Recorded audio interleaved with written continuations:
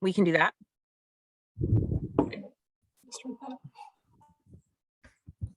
Okay, great. All right, well, let's start. Happy honoring day of Juneteenth, federal holiday. Yay. Let's talk transportation. Standing agenda. Thanks for dropping it in the chat, Marion. One thing is we don't have a note taker. Would anyone be so kind to be willing to take notes? Anyone? I can take notes as I'll be less part of this conversation. So happy to do that today. Thank you very much.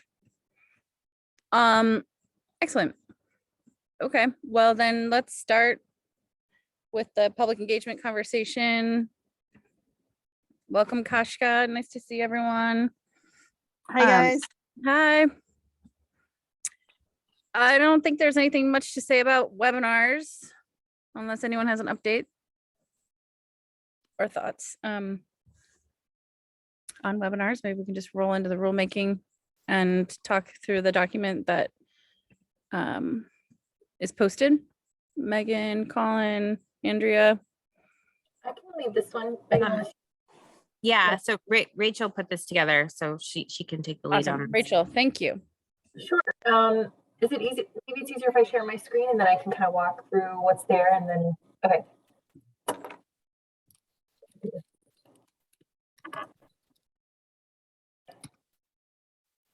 Are you seeing my window?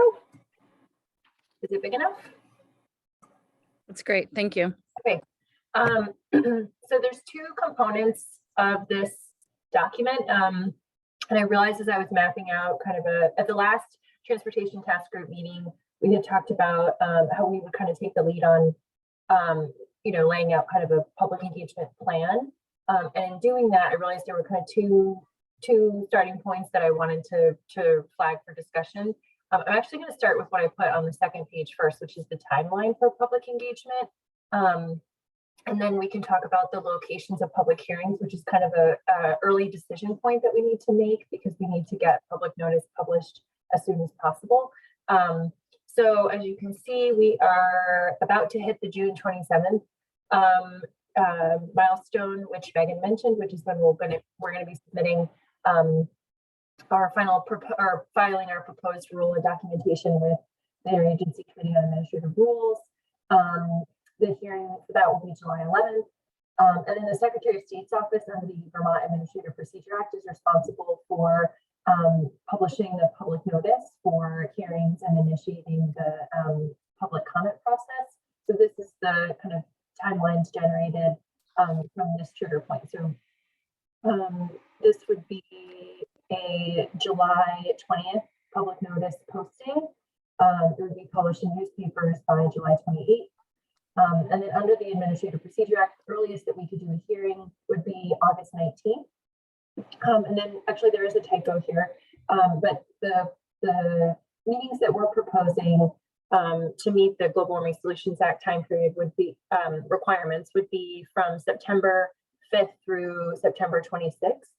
And as of now, we're thinking about one virtual meeting. And then I think we've landed on about 4 probably in-person meetings that will likely have a hybrid component. We got some feedback last week that even the in-person should have a hybrid component. So that's something that we can consider. And then public comment would be due 7 days from the date of the last public meeting. And then we would take the month of October to review public comments, to prepare the response to comments, and to finalize the rule for filing in November. So this is the timeline just to kind of set the stage. I think where we're hoping to focus some feedback on this call is the meetings, the locations of the meetings that we would host. Right now we're proposed between September 5th and September 26th. And just to be clear, we could initiate hearings as early as August 19th, but we did get some feedback early on that this would be a difficult time because kids are not necessarily in school. And August is a time when a lot of people are out on vacation. And so we did get some initial feedback that September would be better once the school year starts. So just zooming back up to the location for public meetings, here at the top, I have the text from the Global Warming Solutions Act. about how the agency should conduct public hearings. And as you can see, it says we should conduct a portion of these hearings in areas and communities that have the most significant exposure to the impacts of climate change, including disadvantaged, low income, and rural communities and areas. So there's a lot of pieces of information and sources of information that we're using to inform this decision, which I've listed here. And I don't know if these hyperlinks work, Marion, but if they don't, I can share the PDF. So these are all hyperlinked, so you can access those. I think some of the more interesting sources of information are kind of the environmental justice and climate justice screening tools that are available at the federal level. There is kind of this Vermont version of a disparity index, but until we have an environmental justice mapping tool, which is anticipated, I think it's like 2025 under the environmental justice law, we want to use the resources that we have now to make the best, most informed decision that we can. So based on these sources of information, we've identified these 4 bulleted areas and communities as potentially meeting this requirement. So we've listed here some potential options for a meeting in Rutland or Bennington. And I say or because of like geographic kind of proximity across the state. So that's how we've grouped these. But any of this is open to feedback. So based on review of these different materials, we identified Rutland or Bennington, the Burlington, Old North End area, Bellows Falls or North Brattleboro, and the Orleans County Newport. These kind of popped up as hotspots using the various screening tools and looking at the other information. So the kind of 3 things here I've listed as potential for feedback or discussion on this call would be, is there other information that you'd like A&R to consider? Anything that's not on this list in terms of determining the location of the meetings. Do you have any feedback about the actual locations that we proposed in terms of feedback about how we might choose among these potential options or options that aren't listed here? And then do you have any other input about public engagement generally? Also just mention as background that we did present this to the Just Transition Subcommittee for some initial feedback, which we've collected through, there's some discussion in the meeting and the chat. I think that's available online. I'll stop talking and welcome any feedback or discussion about locations. As I mentioned, we're elevating this decision for public engagement because we need to initiate the public notice as soon as possible. So the sooner we can kind of pin down the where, the better. And then we can follow up with kind of a discussion about what would be the purpose of the meetings, who's facilitating, what we might discuss at those meetings. I think at kind of our next decision point, but this is where we are now.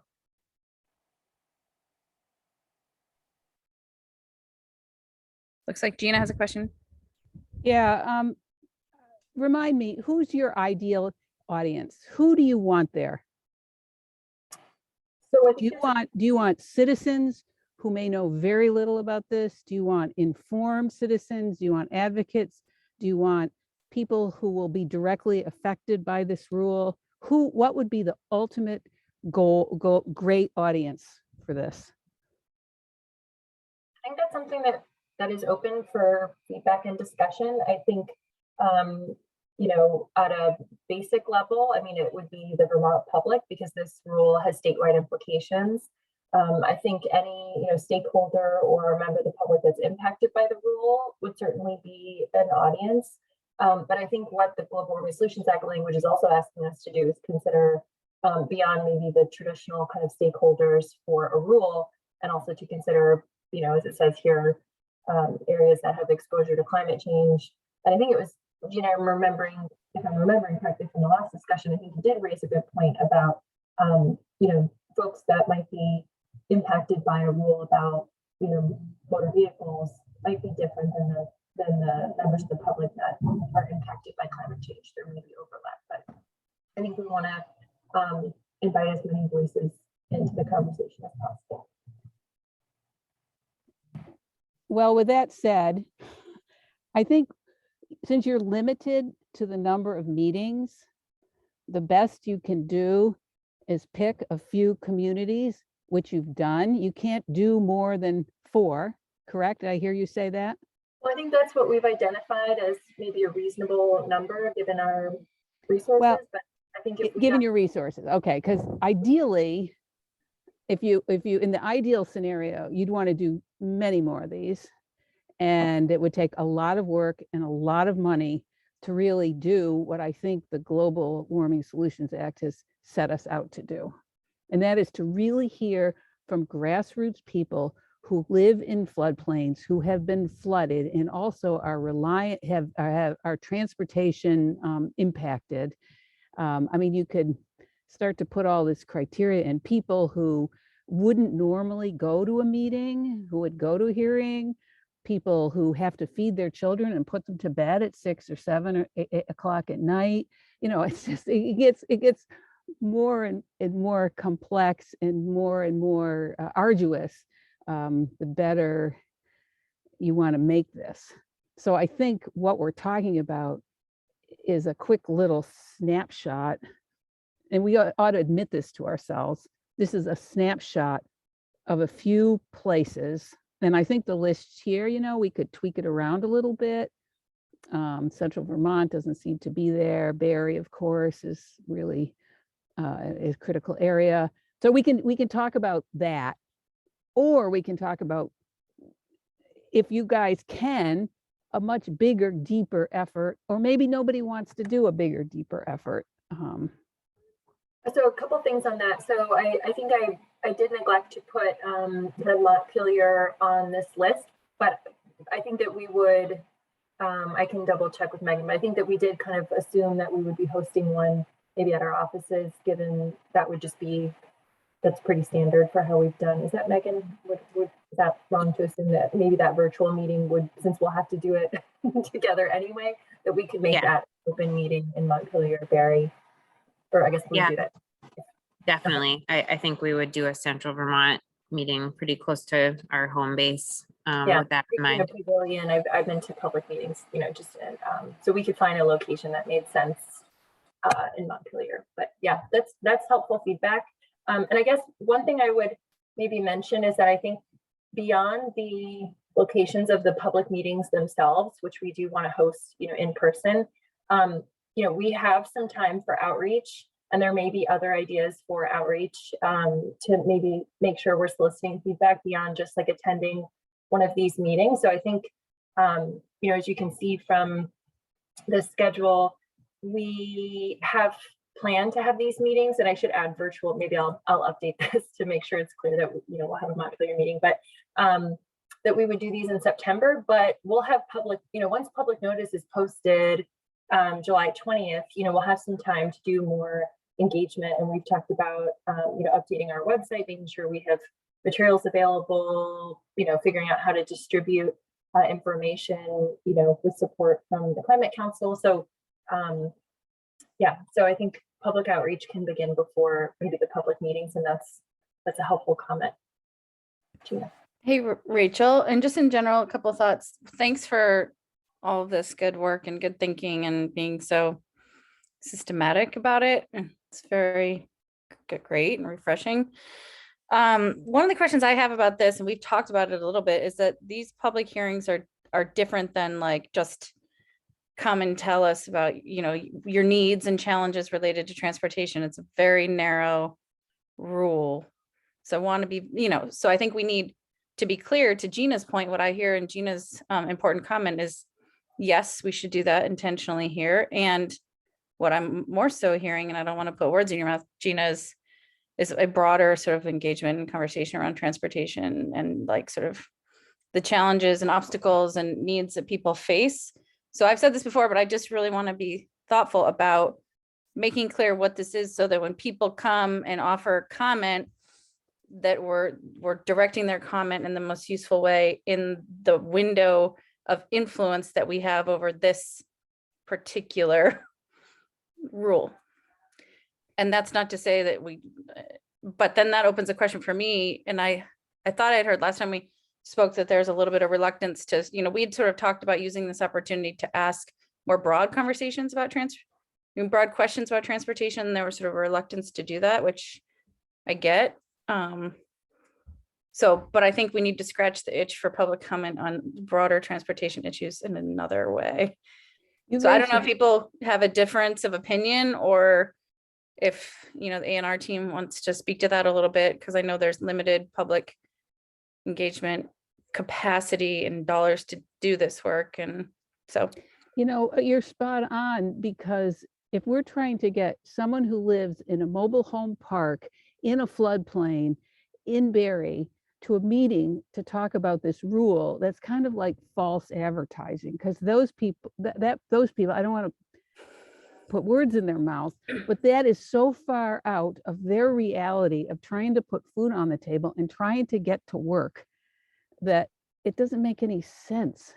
If this is what this is about, you know, we should just have hearings. In calling them meetings or hearings is a complete turnoff for getting anybody there. Just for starters, we're going through this in our town right now. We've got a planning consultant that's helping us with a master plan, and we just, if we want public involvement, we don't call them meetings, we call them events, and we have food and we talk about all kinds of things, and you know, eventually you get to what it is you're trying to get from the public, if that's what we're trying to do. But I think we ought to call a spade and say, this is a rule.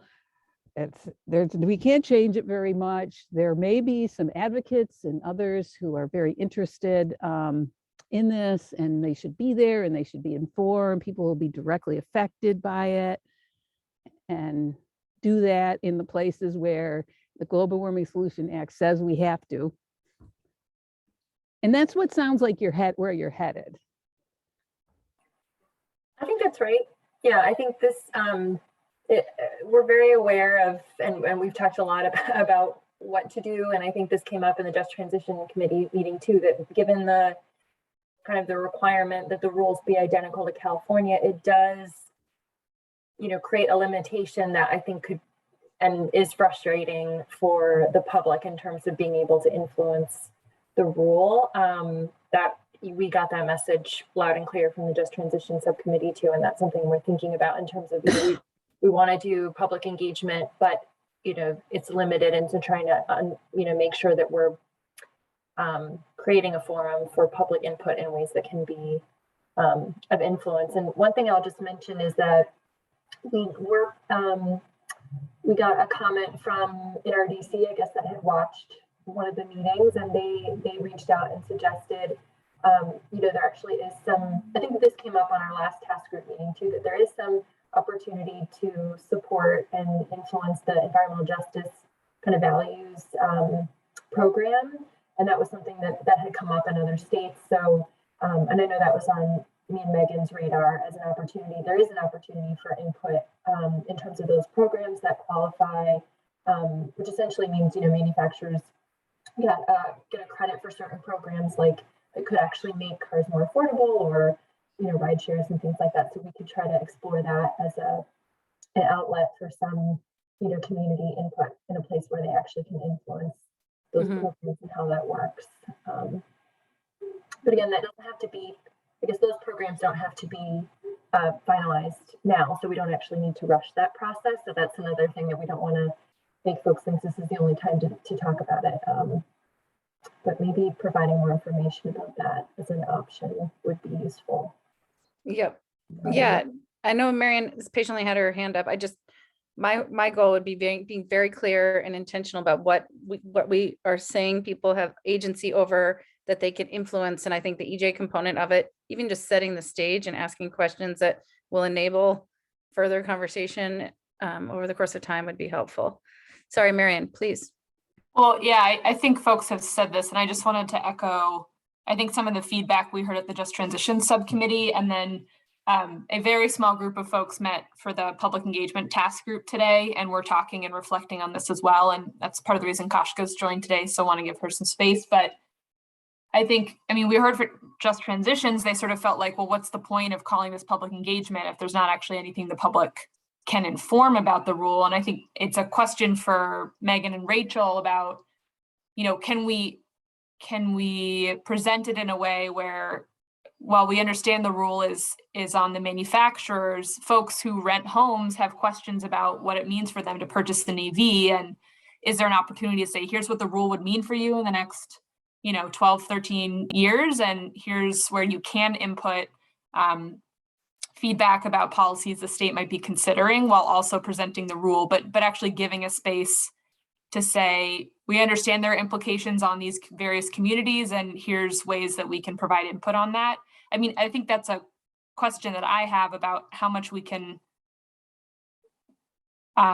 move off of like hearing format to present it in a new way. Because I just think from that Just Transitions meeting last week, folks it just doesn't feel genuine to come out and say this is public engagement when what are we actually impacting, and like why are we going to try and do equitable engagement if what's that engagement going to inform at all? So anyway, I just wanted to echo those concerns and questions from the Just Transition subcommittee.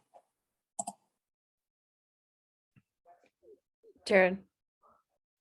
I really appreciate those reflections, Marion, and I think those are great questions. And I wonder, kind of building on that, if there might be a way where I'm kind of thinking about this in a way tied to, this might connect to the modeling discussion that we'll have later, where we've said, what the rule will provide is a requirement on manufacturers that many cars are delivered, not necessarily placed in service or purchased. So I wonder if there's a way to say, here's what the rule would do for manufacturers. What would it take to make it as accessible as possible for you, whether it's charging station locations or the design and amount of specific incentives to make it so that when these vehicles are delivered on this timeline, they are as accessible and useful to you as possible. I think I'm saying the exact same thing that you said, Marion, but I just want to agree with it and maybe put that little bit of a finer point on it, that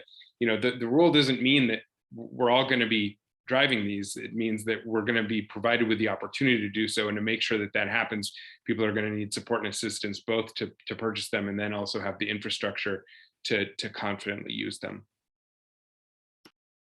Mm-hmm. So just really quickly, I'd love to hear from Kaushik or anyone else, but the other piece that I wonder about when it comes to public engagement is, it does seem like there is a need for public engagement around from the heavy truck and the dealers. I'm obviously that's a different type of public engagement, but I'm imagining that's part of what you're thinking about when you're choosing those locations too, because I was just thinking about, well, where are some of these big, heavy duty trucking industry or dealers located, so that we can make sure that their input is. So I'd be curious how you've done that or been thinking about that, which is a different lilt on the public engagement piece. Yeah, I think that's definitely something that I think for purposes of the list that we generated, I think we were initially just focusing on the communities that showed up as environmental justice based on all the indices and the federal tools, and who were identified and participated in some of the previous public engagement. But that is a good point about I think people that or dealers that drive medium and heavy duty vehicles will have questions, given that we haven't regulated kind of that cohort in this way before. And there is a sales requirement, not just a delivery requirement, for certain heavy duty vehicles. So that's definitely a difference between the light duty program that we would want to be clear. And I just want to flag to Marion your comment in the chat about also highlighting the implications of the rule for potential positive impacts on air quality. I think that's definitely come up in the California public engagement process. Discussions about air quality being a huge, especially in more urban states, that are adopting these rules that have more urban environments. The improving air quality is a huge aspect of that. So that's another thing to think about. But I'll stop talking. Yeah, Megan, and then Kaushik. Yeah, just a few things. So yeah, just also speaking to the comment that Marion, you put in the chat, our rulemaking record includes, and we're currently refining an explanation of some modeling results that monetize public health benefits of these rules. So that's something that we'll be highlighting in these meetings is, explaining those benefits that we're seeing to public health from improvements in air quality, not only from the light duty rules, but the medium and heavy duty rules as well. And Joey, I really appreciate your comment about, being mindful about engaging on the medium and heavy duty side. I think there will be overlap in terms of the communities that we're going to be presenting this information in, that will, I think, span the full scope of the rules in terms of the light duty all the way to the heavy duty rules, and we'll definitely be prepared to explain the different impacts of it, being a delivered for sale requirement versus a placed in service requirement, as Rachel said. And because as you all know, and we've said before, the medium and heavy duty rules, the dealers of those vehicles will be better supported by the auto manufacturers because of that sales requirement. So I think that's good news for those fleet owners. But I guess I just wanted to circle back to the question about meeting locations, because I feel like that's the piece of information that is most time sensitive in terms of we need to put those locations and dates and times into the rulemaking forms that we file in July. They don't necessarily need to go into the ICAR filing. I mean, it would be a bonus if they did.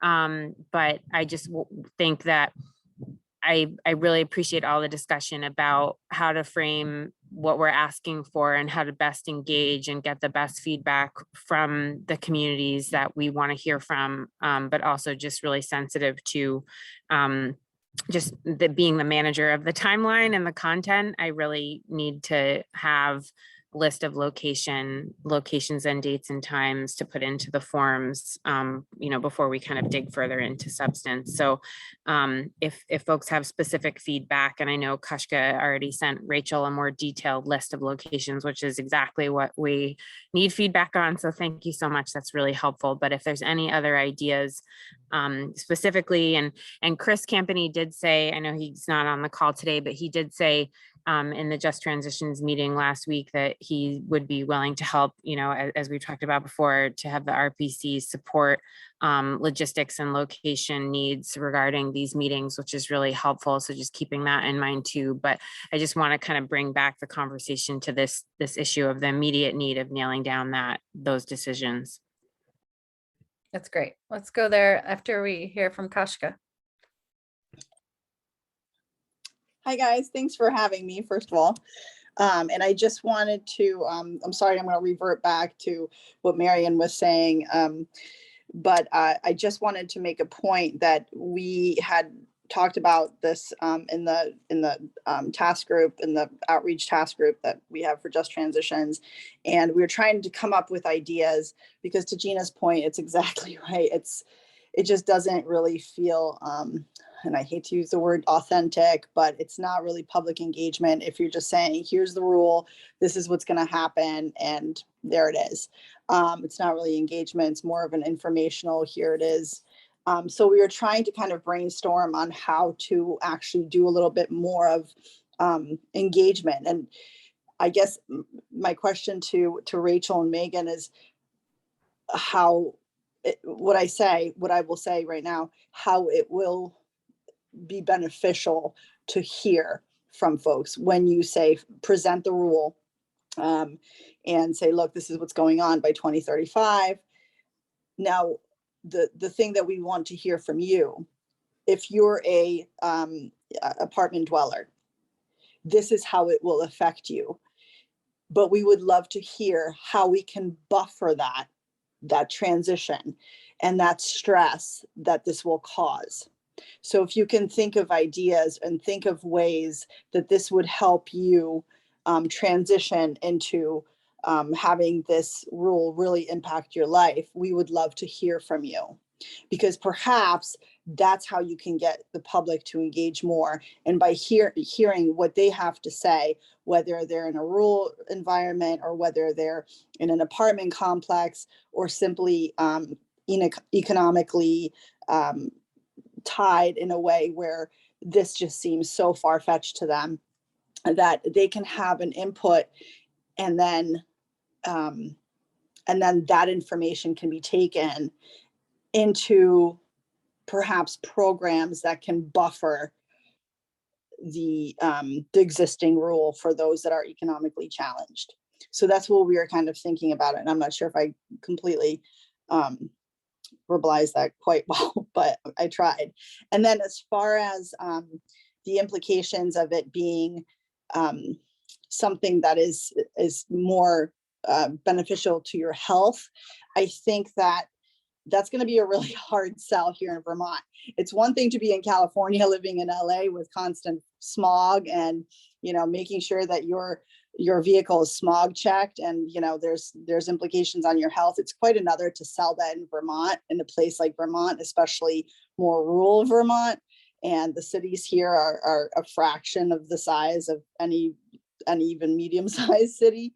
So it's really, that's going to be a really tough sell when you're saying, you know, health implications, but health implications and stress implications, those are, you know, that stress level can affect your health just as much as, you know, in Vermont, you could say, oh, okay, well, it's a health benefit. So I think that maybe focusing more on perhaps asking the public, look, you know, any input that you have, we can take back and think about how we can buffer this stressful time of having this rule be implemented. So that's just some of the thoughts that we had. And thanks, you guys. I'm going to keep brainstorming on different places you guys can do this, and I'll send you the info. Yeah, thank you so much, Kashka. I really appreciate it. And I did see, Marion, I know you had sent me some requests for follow-up conversations from some of the other, I'm definitely open to that.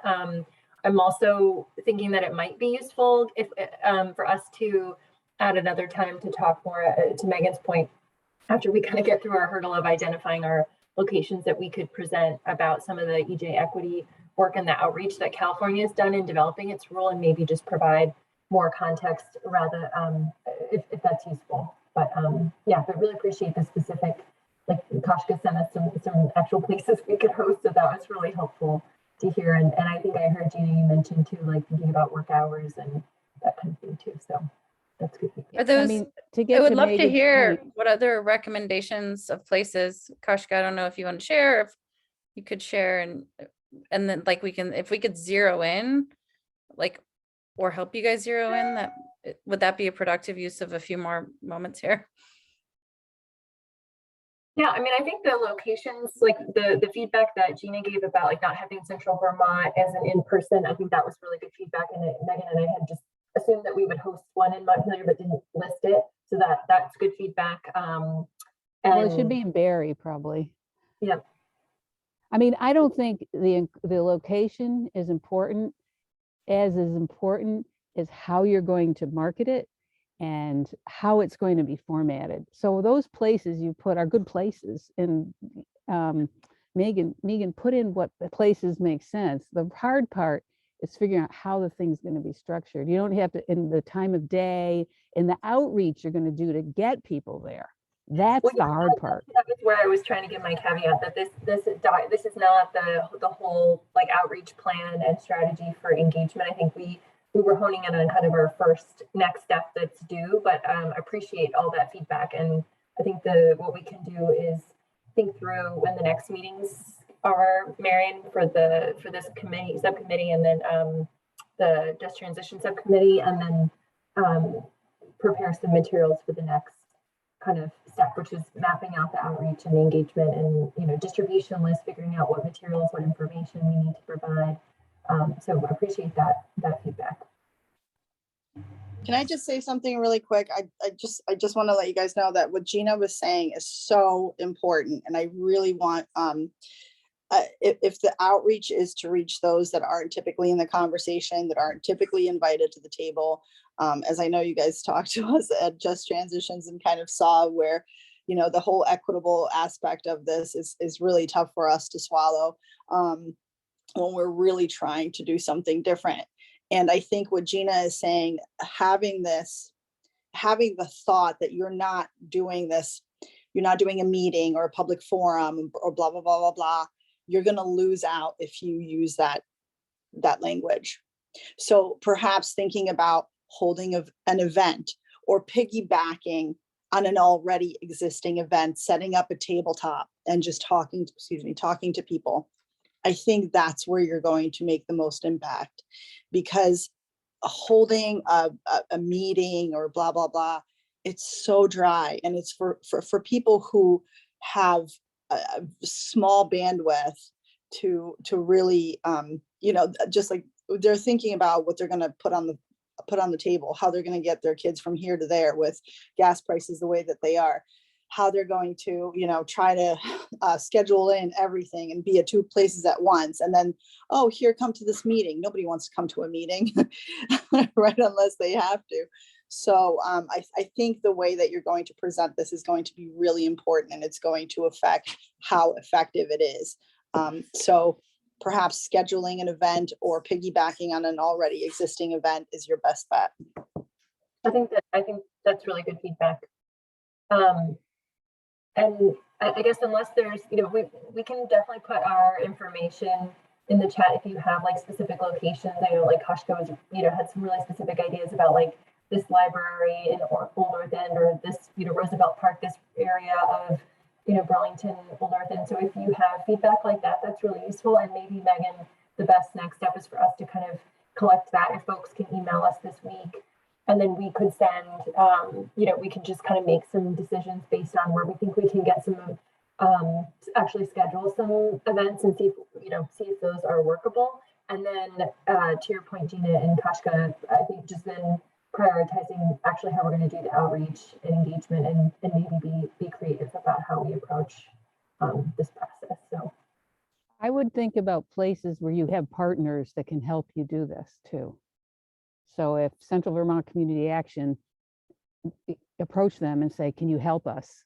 As an example, I don't know if they're the right organization or not, but finding folks who are on the ground working in those communities already to help you set up the place, set up the outreach. I think that would be beneficial. yeah, and we do have, our DEC is working on a community engagement process. So we do have some partners and contractors. Yeah, that I would talk to them for sure.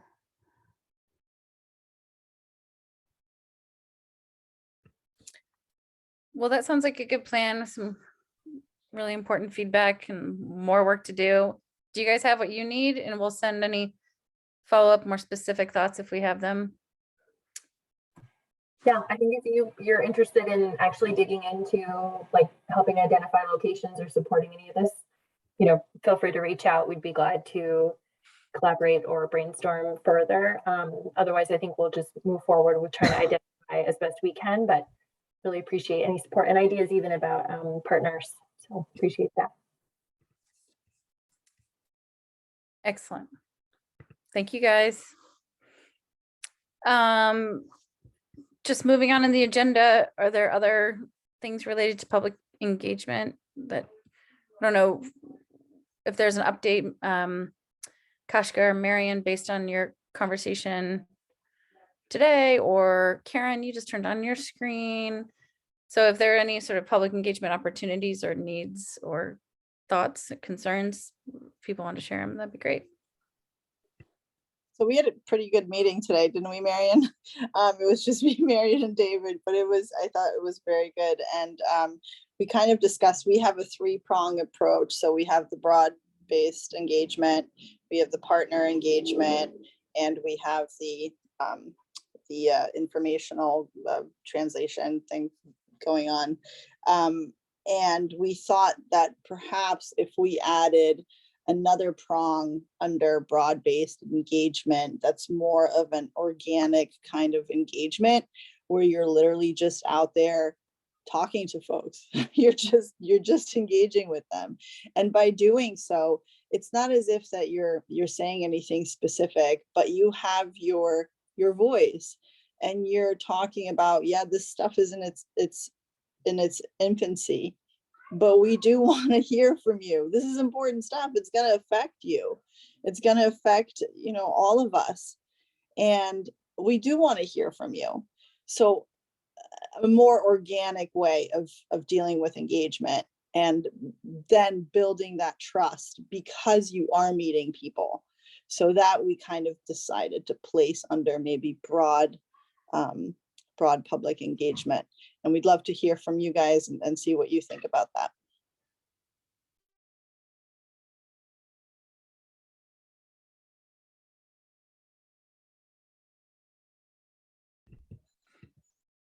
Yeah, I mean, I think that's really important.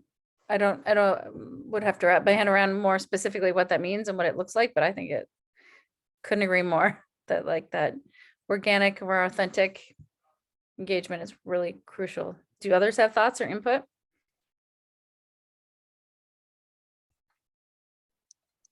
Maybe we can, Maybe I should give an example. that'd be great. So basically, we really, and this was kind of, the 23rd hour, and I decided to contact the organizers for Juneteenth. What an amazing opportunity, right? There's Juneteenth celebrations, and it's actually celebrations going on all around Vermont. And, again, we were way too late in trying to get in there and talk to people. But what I decided to do anyway, since I was going to the event, I was out there, and I think I talked to, I can't even tell you how many people, but I would probably have to say over 20 immigrant families sitting down with food, eating, dancing, hanging out with their kids, and just hearing from them and talking to them. And then as well as Black families, lots of white folks there as well. And it was just, I guess that's what I mean by organic. You're literally just having to chit chat with people and hang out and hear what they have to say. But it's in a space that's not, it's not so rigid. It's not, it's just an authentic space. And that's how you just begin. That's how you begin to form the trust, to say, hey, listen, we're holding this meeting. We really would love for you to come to that. Or next time that we do actually, we can grab the mic at a Juneteenth event and say, hey, can you guys, this is going to affect you all. Can you go to this website? There might be 30 people who say, oh, okay, that's Kashka. Yeah, she's, terrible dancer, but loved it. and share a meal. And it's just a little bit more of an organic kind of place. You're just starting to know people a little bit better in the neighborhood. So that's more of the organic kind of engagement that I'm talking about. It's great.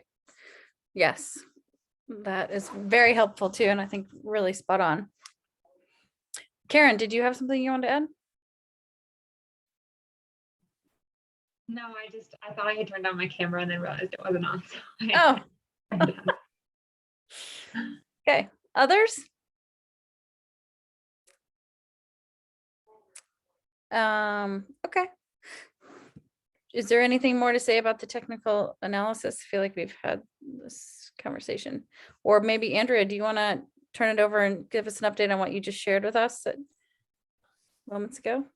Yeah, I can. We have talked about it a lot. So, but you all haven't seen the scope of work that's going out. So I wanted to share that and hope to put it on the street.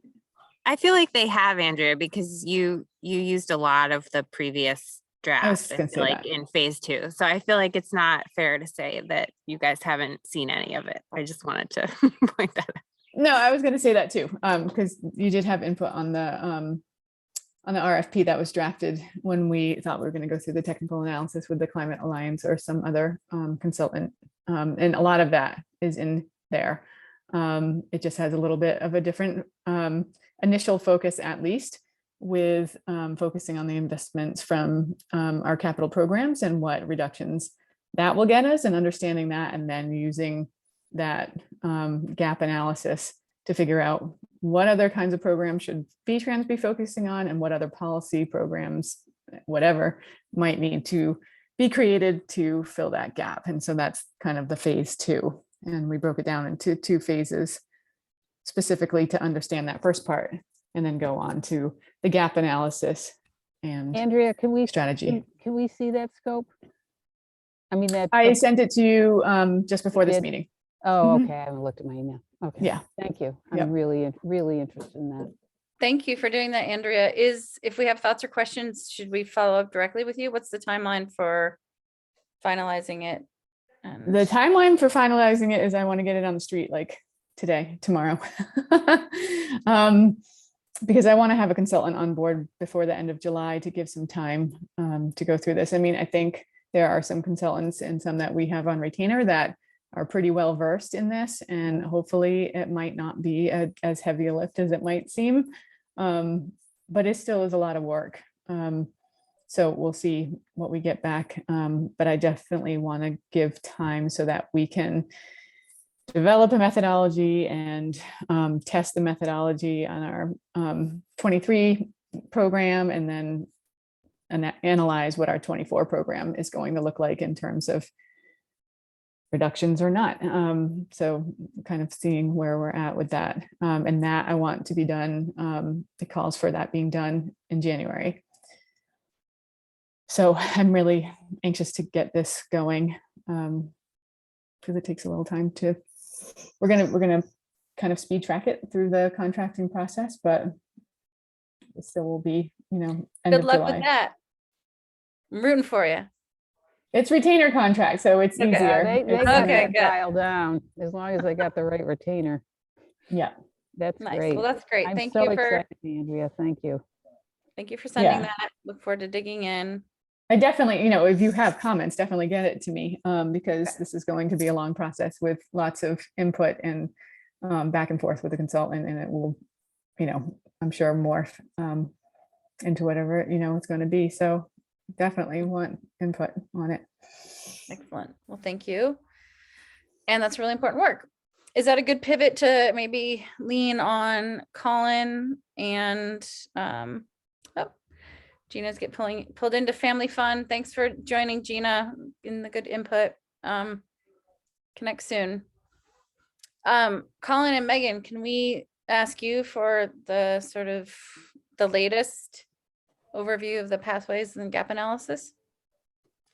Is that possible? Yeah, so yes, it is. And just before I turn it over to Colin, just wanted to remind folks kind of how we got here. So if you recall the gap analysis that Colin put together for Jared and Julie's presentation at the April 1st webinar regarding just kind of the level set, I think, webinar that we did about transportation emissions, we had used kind of a preliminary analysis to figure out what was left after adopting the clean car rules that we're working on right now. And we contracted with NESCOM and their subcontractors to do a further analysis using MOVES modeling. And so that gave us some updated information about projected emissions reductions from Advanced Clean Cars 2 specifically. And then Colin added that to their previous MOVES modeling related to advanced clean trucks, and then the greenhouse gas emissions reductions that we're likely going to get from the phase 2 truck and trailer rule, which is another component of the rulemaking that we're doing. And so that's refined, I think, our projections regarding what the gap will be, and unfortunately made the gap a little bit larger. But Colin has some updated pictures and explanation that he can walk through, and we will be incorporating this into our rule record that will hit the streets next week, pursuant to kind of the explanation that we need to provide on what level of reductions we expect. The Global Warming Solutions Act requires us to articulate that in our record. So that's what we're hoping to do. So Colin, I hope I'm not putting you too much on the spot. I know this is kind of hot off the presses for you, but I appreciate you walking through it. Sure. No, that's fine. And I am still kind of in the final throes of finalizing these values. So it's possible they will change slightly, but I don't think they're going to change very much at this point. So I'm not sure how much detail you want me to go into in this, but I'll at least give you all kind of an overview. And if you have specific questions, I can jump in a little deeper. Let me see. see about sharing my screen here. Okay. Can you all see that? Yep. All right, so you've all seen this graphic before, but it has slightly updated values on it. So as Megan was mentioning, we had received kind of some updated modeling for the advanced clean trucks values that also incorporated the greenhouse gas phase 2 reductions from that regulation, and also some advanced clean cars 2 emissions reductions totals.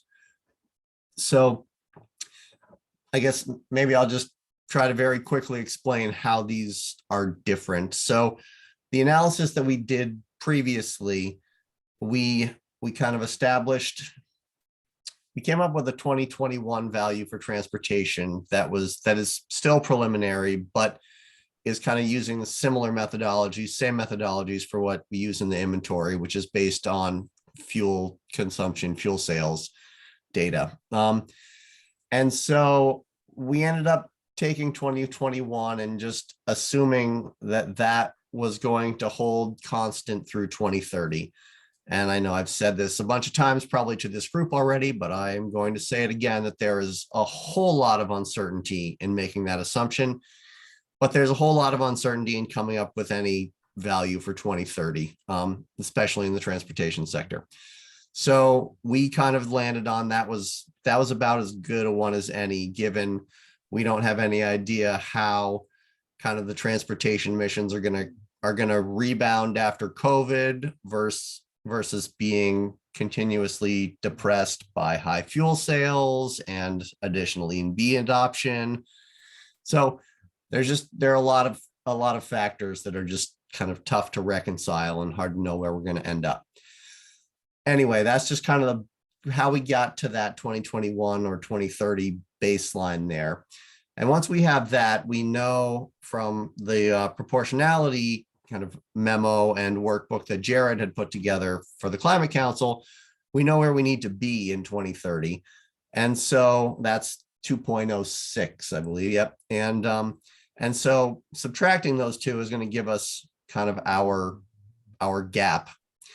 And so then it was, what we did previously was we used kind of it was a less sophisticated, a reasonable estimate, but less sophisticated than the moves modeling that was done in terms of kind of just number of vehicles that ACC2 would deliver, and assumed kind of a constant vehicle miles traveled for all of those, and then associated that with a certain gallons of gasoline and diesel.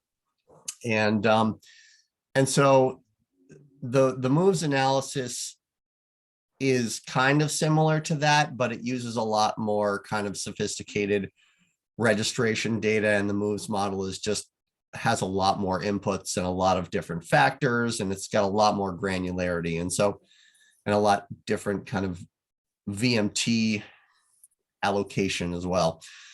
So it wasn't at all surprising that these results were different than what we came up with. They're still ballpark, but it is just kind of two different ways of looking at it as well. So anyway, in the end, the reductions from advanced clean trucks and the phase 2 greenhouse gas program went up a little bit because the phase 2 GHG rule actually drives more emission reductions by 2030 than advanced clean trucks does. Advanced clean trucks really kind of ramps up after that. And advanced clean cars 2, I think, ends up getting us 0.21 million metric tons of reductions by 2030. And that goes up pretty significantly after that as well, because 2030, being that the regulation doesn't really start until 2026, that's a pretty quick turnaround. But anyway, that's kind of where we landed on this graphic. And so you'll see it's 0.87 million metric tons is the whole gap. And now with this updated estimate, we have ACC2 Act and the greenhouse gas phase 2 rule getting us 0.23 million metric tons of reductions. And I'm going to stop there because I feel like I've been going a mile a minute at you all and see if there are any questions. Jared, I see your hand at least. Thanks, Colin. This is really helpful. Just one clarifying question for context, because I can't seem to find the previous slide that had the estimate. What was the previous estimate for the portion of the gap, the portion of reductions that would be achieved by ACC2 Advanced Clean Trucks and GHG Phase 2? Yeah, I don't remember the percentage, but it was 0.3 million metric tons. 0.3. Okay. Yeah, so it looks like, I mean, just if we're trying to summarize this, roughly speaking, we're thinking that those may get us a quarter of the way to the needed transportation reductions, more rather than previously thinking that it might get us a third of the way there by 2030. Closer. Roughly. Like, yeah, I think you're right in looking at it. Yeah, it's closer to a quarter. Yep. Yep. Any other questions for folks? Thanks for doing this updating and for the overview and Sure. sobering work we have to do. Just out of curiosity, I don't know if A&R, and I think some of it won't be possible, but if there's anyone crunching the numbers on the level like of unprecedented federal investment and how far that, like what bigger bump that will get us. I have not done anything like that. I don't. To me, that's kind of a hard analysis. Well, it's harder I guess for some things and easier for others, right? But yeah, I guess it depends on if you're talking about specific transportation initiatives, that could certainly be possible. Just in terms of like, kind of like I'm thinking the EVSE space, I always have a difficult time with coming up with emissions reductions from EVSE, because really the only way that they get you emissions reductions is if somebody buys an EV because of that station. Or like it, I don't know. I always struggle with that connection and how to directly connect the emissions reductions to those locations. But it's an interesting question. But yeah, to my knowledge, no, I don't think there are any. Certainly, I'm not doing any of the kind of big federal investigations and how that will impact it. So Joey, there are, I know like Georgetown Climate Center has talked with us about I think a tool that they developed to help states make better emissions reduction based decision making with ARPA and other federal dollar investments. And I think that they've worked with a couple jurisdictions on applying that tool. We haven't worked with them on that yet, but I think that a lot of those types of investments will hopefully help facilitate the emissions reductions that we hope to see from the adoption of these rules. Because as Colin has said many times, like this is based on the assumption that all of these vehicles are purchased and placed in service in Vermont. And obviously, people are going to need to feel like they have a robust EVSE network to make that purchase, and are, finding incentives available to make the purchase price more comparable to a vehicle that they might, an ICE vehicle that they might buy otherwise. So I think that's probably what we're going to see is more like the facilitation of the emissions reductions that we hope to achieve from these rules. But as I said earlier, Georgetown, I think is working on that tool, and that's something that we could investigate, I think, as part of the scope of work that Andrea is working on. That's great. Thank you. Okay. This is super helpful. Anything else? So any other updates, anything else on the technical analysis? Thanks again, Andrea, for doing that. I'm sure it was a team effort. Look forward to digging into it. Input imminently, if there is any. And any other updates, or is there public comment?